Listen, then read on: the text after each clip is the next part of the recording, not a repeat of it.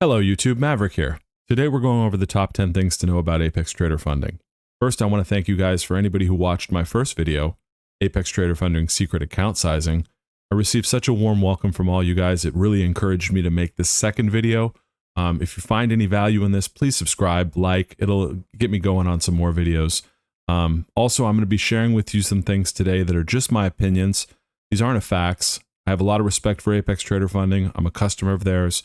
I always have 20 accounts going with them, and nothing bad to say, but these are the secrets behind how they're able to offer such a attractive product offering at scale to everyone, and some things you may or may not have already thought about.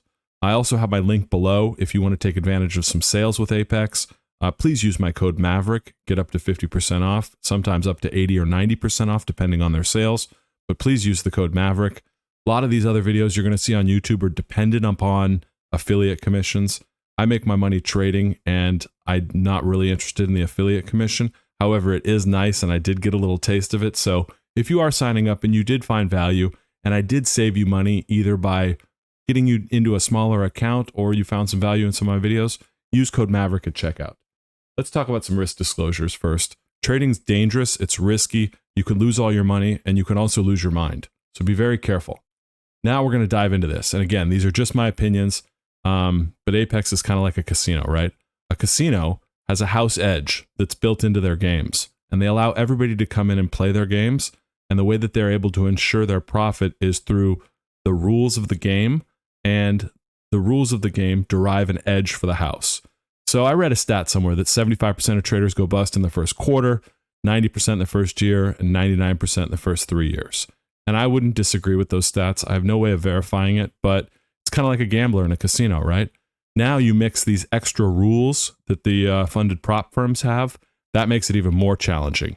And there's a common theme that we're going to get to throughout this entire video, and it's time. And at the end of the video, we're going to tie all of this together, and I got a special offer for you, but let's kind of dive into like how a casino operates. So the games are mathematically designed to beat the player, right? And the way that they do that is through the major component of time. They need the player to stay at the game long enough so that the house edge can be realized, because the short-term variance or the standard deviation from the expected value will vary in the short run, but in the long run, or the also known as N0 in statistics, that will be brought back down to an even number that they can quantify, right? And the house advantage predicts the long-term advantage of the house, right? Carnival games are also very similar to casino games, and these prop firm companies are a blend between a carnival game and a casino. Carnival games encourage the players to keep playing so that they could trade their prizes up to larger prizes, and the games also have advantages built into them in different ways to ensure that the operator will come out ahead at the end. So remember, the big takeaway from this slide is that there's an advantage that the house has, and the advantage is quantified over time. So next, I put a link down below of a very interesting study that I was shared with when I was an undergrad in college many years ago, and it stuck with me for a long time. This was a study that was done out of the University of Chicago, I believe, and they took 60-ish college-age students and put them in a room with a laptop that had an app on the laptop that they were to flip a coin for 30 minutes, and the app had a coin flipping app on it. They had a bankroll of $25. They could bet between 1 penny and their full bankroll, and the coin had a 60% chance of landing on heads. Pretty simple, right? Well, let's look into this example. So there's 3 things involved. There's a probability. The coin has a 60% chance of landing on heads. They have to play for 30 minutes, and they have a bankroll of $25. Just like the Apex Trader Funding or any prop firm accounts, there's a probability, a time, and a monetary constraint.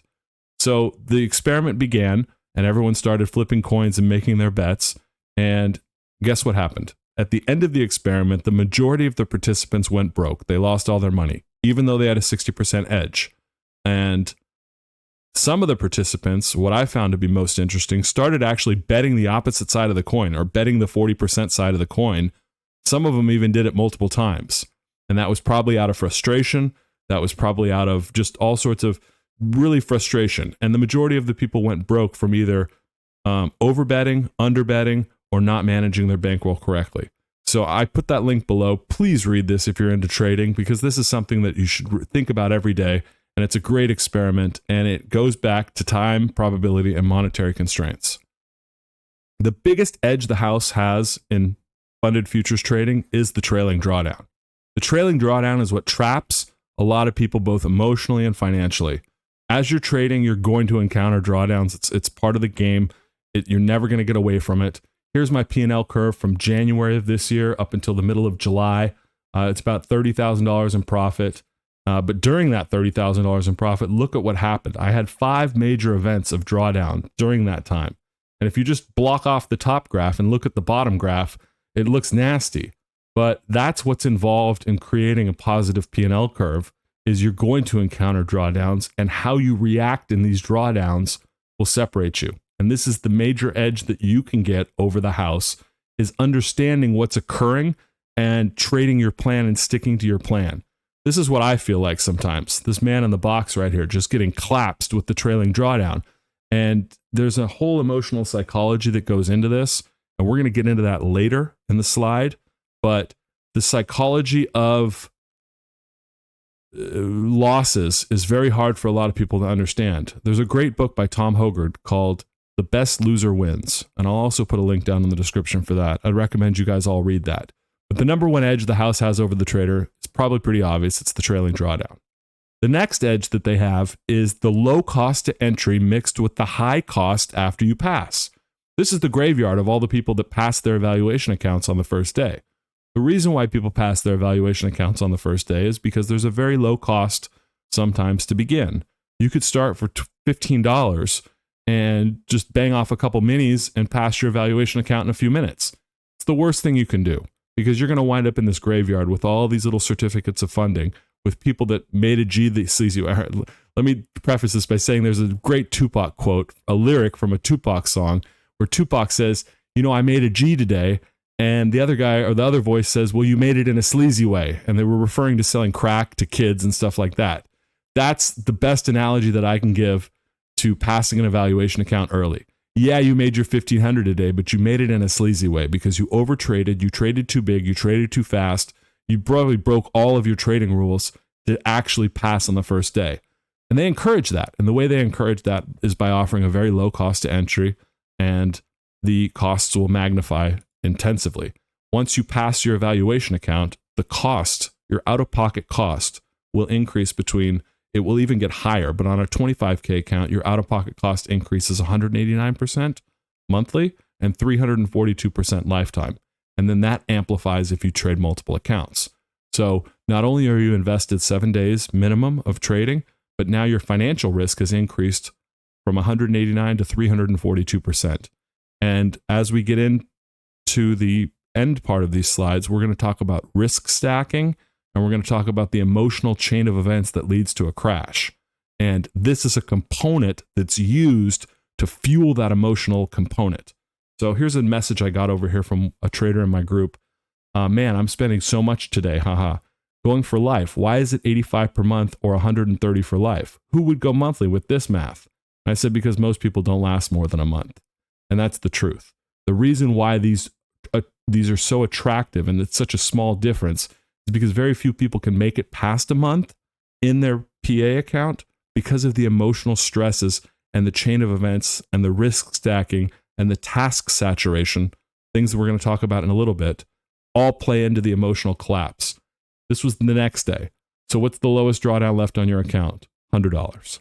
So they didn't make it literally 24 hours. And I know some of us have been there before, and I'm going to explain why coming up in 2 more slides. But let's first talk about the account sizing. That's another house edge that they put in place to create a tremendous advantage. And this is where the carnival game blends with the casino game. This right here.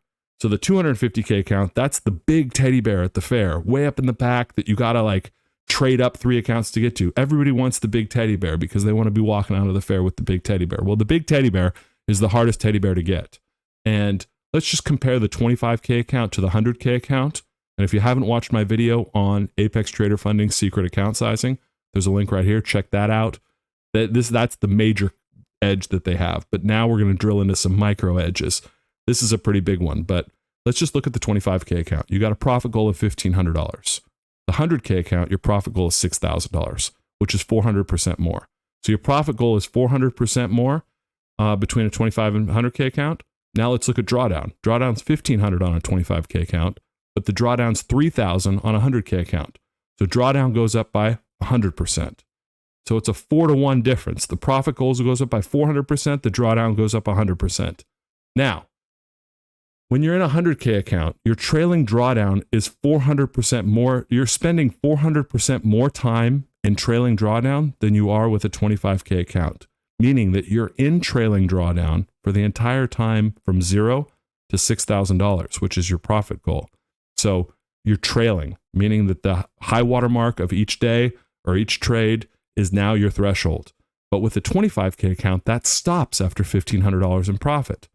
So if you're able to make $3,000 in profit on a 25K account, now you're $1,500 above your $3,000 goal, and you've actually gotten to the same drawdown as a 100K account without trailing for $3,000 more.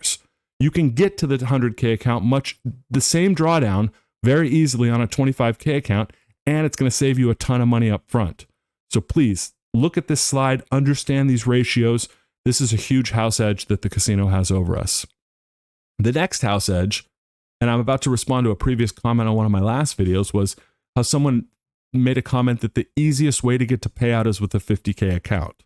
I would highly disagree with that, because if you look at what's required to make a payout, on a 25K account, you're required to make $1,600 to make a payout. On a 25K account, on a 50K account, you're required to make $2,600 on a payout, but you're only able to withdraw $2,000.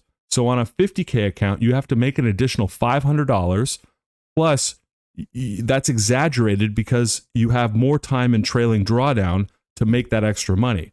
So if you notice very carefully, you can only withdraw $1,500 on a 25K account the first time, but the 25K account requires $1,600 in profit.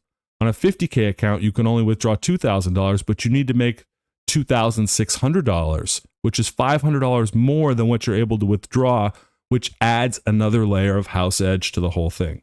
So just remember, this is how they get you. These are all the little rules that when you stack them together, creates a very difficult proposition if you're not aware of what these traps are and if you trade too big.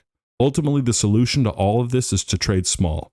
Cut your size in half, maybe cut your size in half again, and if you want to go bigger horizontally with multiple accounts.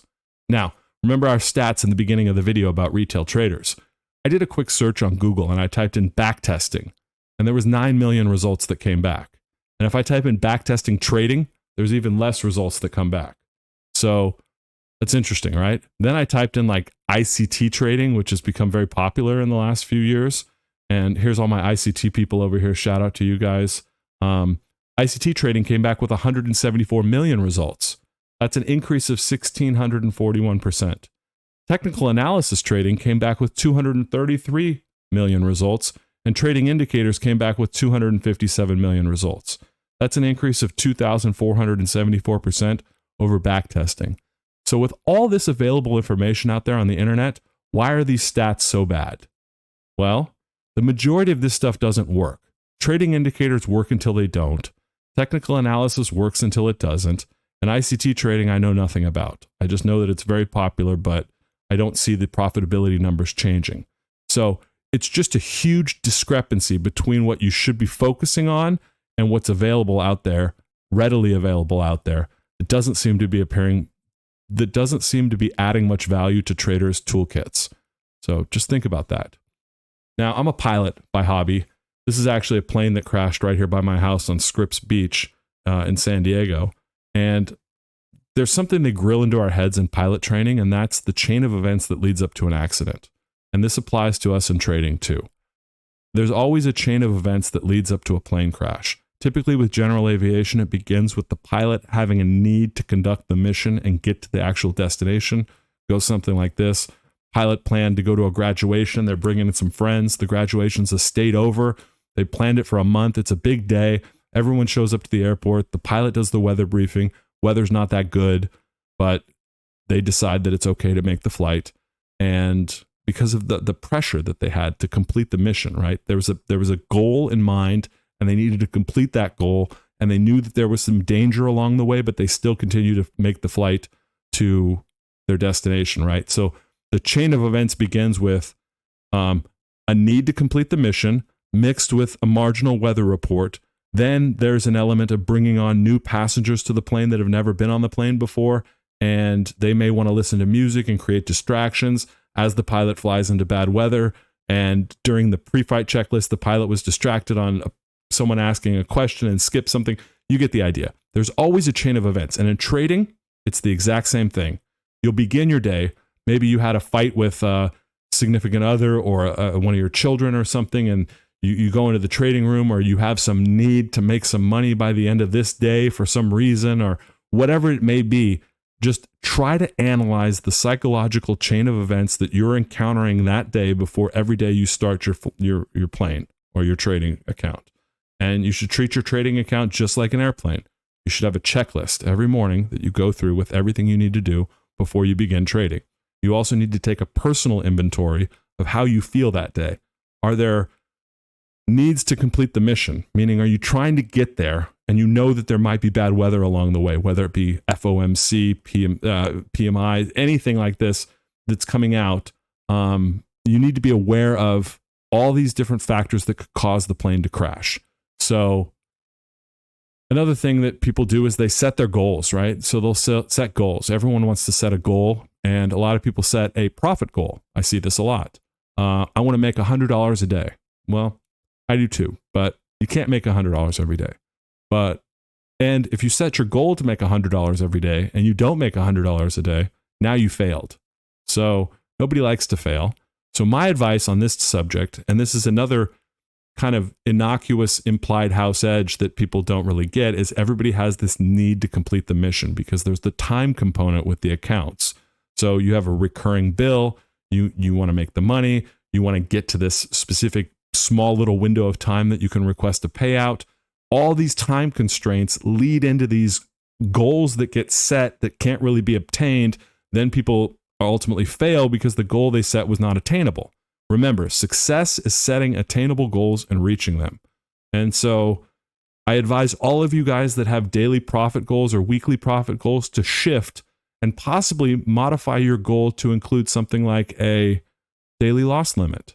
So you can either create a daily loss limit as your goal, and I know it's not as sexy, but it's much more effective. You set a daily loss limit of a percentage or a dollar amount, and you can achieve that goal every single day. And that will ensure that you're successful at the end of the week. So you start the week on Monday and say, listen, my goal is to not lose more than X percent of my drawdown. And at the end of the week, you can mark that off. I'm a success. So remember, success is setting attainable goals, reaching them, and the daily profit target is a very difficult goal to reach every day.